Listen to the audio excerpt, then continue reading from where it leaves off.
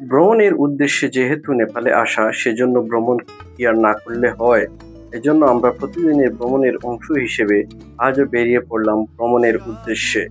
আজকে আমাদের ভ্রমণের উদ্দেশ্য হলো আমরা যাব নেপালের মানকি টেম্পল, যেখানে বৌদ্ধ ধর্মের তীর্থস্থান এবং বৌদ্ধ ধর্মীরা আরাধনা করে থাকে এবং বিশ্বের বিভিন্ন দেশের দর্শনার্থীরা আসে সেখানে বানরের সেই টেম্পলটি দেখে।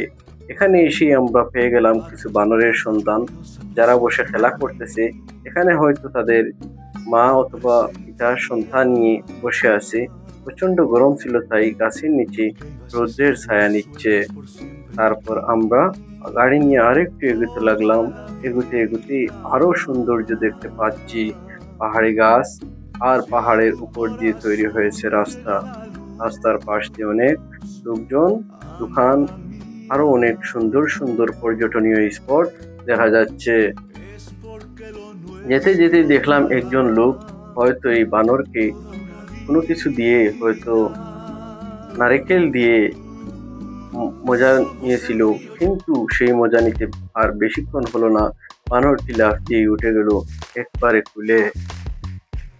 পর্যটনকে কেন্দ্র করে নেপালের মানুষের কর্মসংস্থান অনেকেরই হয়েছে। পর্যটন কেন্দ্রের আশপাশ বাদাম, পপকর্ন আরও ইত্যাদি বিক্রয় করে থাকেন।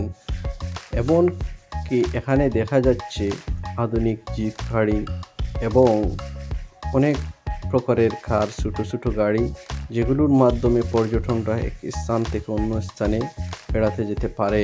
তার মাধ্যমে একটা উচ্চ ভাড়া সম্পন্ন গাড়ি তারা ভাড়া দিয়ে থাকে।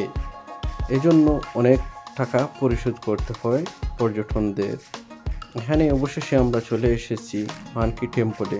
এখানে আমরা টিকিট কাটবো এবং পরবর্তীতে